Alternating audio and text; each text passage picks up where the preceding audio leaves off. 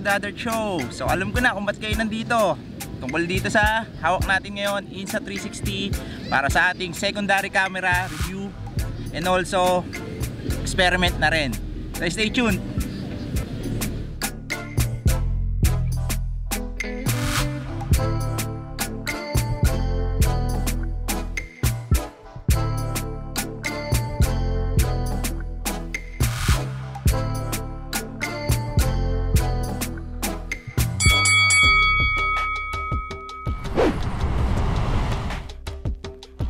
Yun o, motovlog.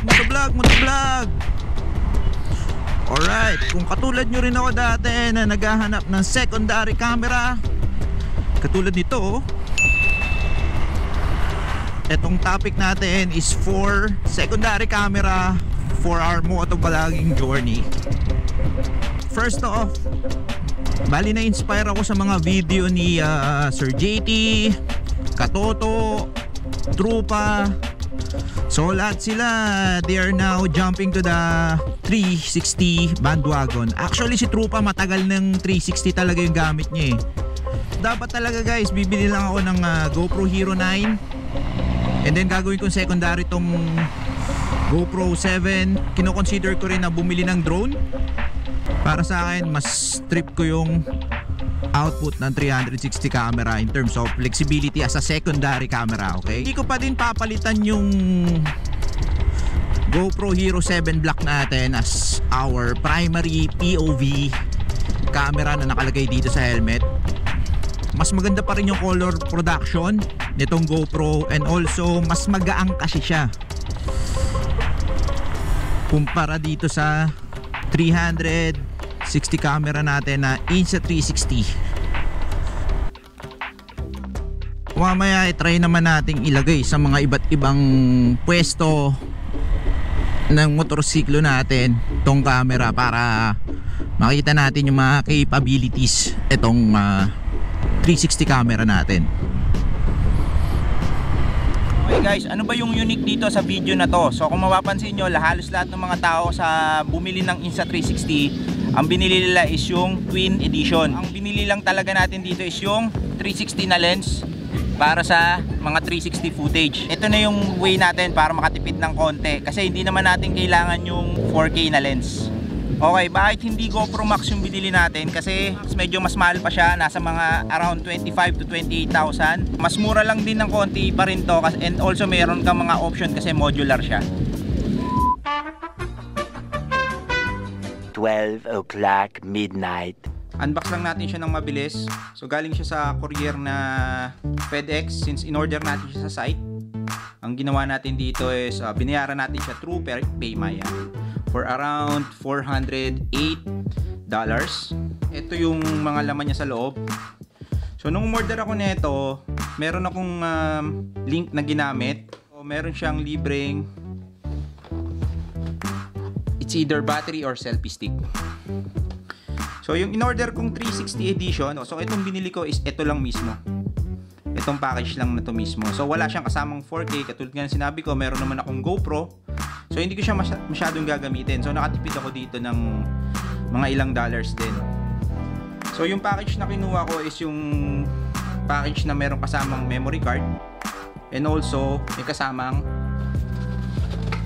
selfie stick. So dahil may kasama siyang selfie stick, dun sa link na pinagkuhanan ko, meron siyang libreng battery.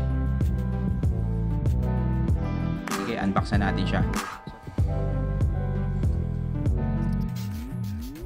So dahil 11.11 ko nga siya nabili, medyo mura siya compared sa regular price niya.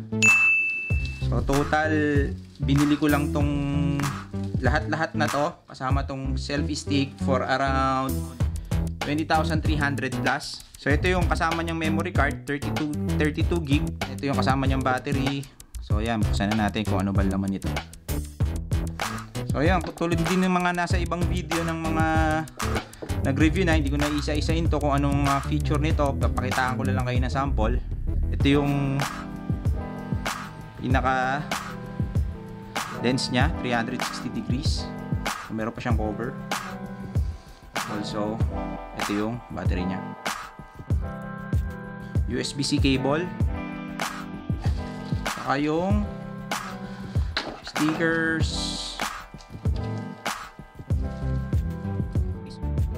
Dito natin ilalagay yung camera, and then ito yung protector ng lens. Ito dito to. Okay. Kapag itatabi natin siya, lagay na muna natin siya dito. Dapat magkatapat yung power port. Ito. Fit lang natin siya dyan. And then, so ayan na. Okay. So kung itatapat pala natin siya sa GoPro setup natin, so hindi naman siya masyado nagkakalayo ng size. Ang pinagkaiba lang, dalawa yung lens nito. And also mas maliit yung LCD ng Insta360. So katulad nga nung sinabi ko, hindi naman natin siya gagamitin as our primary motovlog camera. So ito yung mismong nakaharap sa atin. And also para makapag-contribute din sa mga additional effects para sa motovlogging experience natin. So pag umorder kayo, may mga nagbibigay ng link sa FB na meron siyang additional na free na selfie stick or battery. So parang papipiliin kayo doon kung ano ba yung libre, yung selfie stick ba o yung battery. Ang haba nitong selfie stick na to, pero napakaliit niya lang kapag tinabi. So magagamit natin to palagi, and also pwede pa natin tong extend. Day 2. Okay guys, ganito yung itsura niya pagka nakakabit sa motor. Subukan natin ngayon kung ano yung mga magiging output nitong shots natin, no? Try natin pag-eksperimentohan.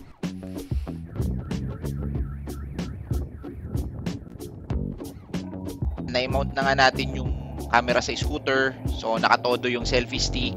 Mapapansin nyo, napakaganda talaga nitong shot na to, no? Ito yung talagang pinaka-iniisip kong shot. Pero mapapansin nyo, hindi ako mabilis kasi nararamdaman ko na medyo nagsiswing-swing. So yan yung time na nalaglag na yung camera sa sahig. Yan. So hindi nyo lang nakikita kasi invisible yung selfie stick. But medyo kinabahan ako dyan. Kala ko kasi nagasgas na yung lens. So yan, ayusin naman natin.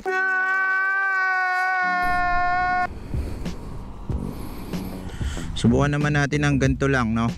Okay, buti na lang hindi nagasgas yung camera. So, pinupito lang ngayon yung selfie stick, babang-baba. And then, ito naman yung angulo na parang MotoGP. So, malapit sa body yung camera. And then, yan, inikot ko siya ng sa view sa rear. And then, binalik natin sa kabila. Then, balik sa GoPro. Kanina, lumaylay siya. Tapos lumaglag, tumama yung camera sa sahig. Buti na lang, hindi nagasgasan yung lens. Ngayon, sinubukan naman natin ulit. Bali, nakalagay siya dito sa grab bar. Stock. Bali, ito, nakaharang siya dito. And then, meron siyang additional support na tali. So, subukan ulit natin kung ano yung magiging output natin dito. Okay, isa sa mga kinaganda talaga nito, para ka talaga may sarili mong cameraman, no? Bukod dun sa GoPro na nakalagay sa'yo. So, kitang-kita pagka sumasakay ka ng motor, nag-iiba ng mga perspective.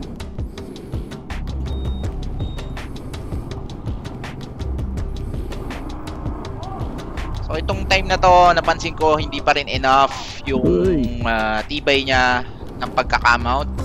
So, umikot kagad siya and nag-iba kagad ng angulo. Okay guys, tuloy na natin tong experiment na natin dito, no? Buti na lang din, dala natin yung box natin. At nakapagbigay siya ng additional support dito sa ating selfie stick. Okay, so tingnan natin ngayon kung medyo magiging stable na ba siya. So ayan guys, ganyan yung itsura niya.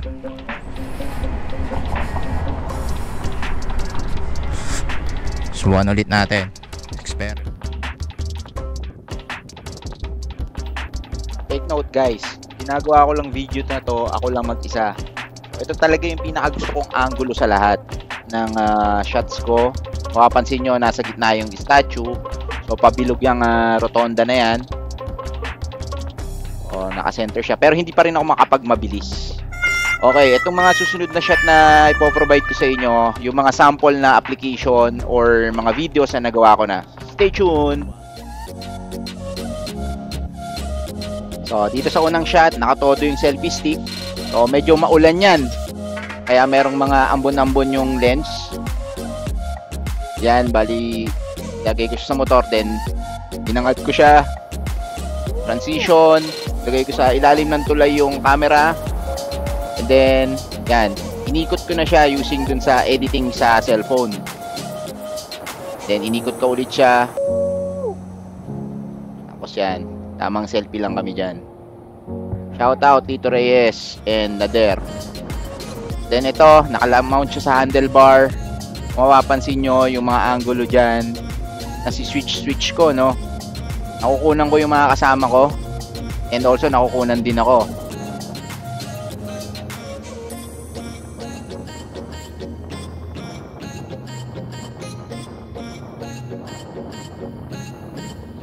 Okay guys, kung may mga tanong kayo, comment nyo lang sa section below. And also, don't forget to click like and subscribe para updated kayo sa mga susunod nating video. Okay? Also, don't forget to like my Facebook page, Dadart Show, sa Facebook para naman makapag-exchange tayo ng mga ibang mga information doon. Okay? Okay, bye-bye!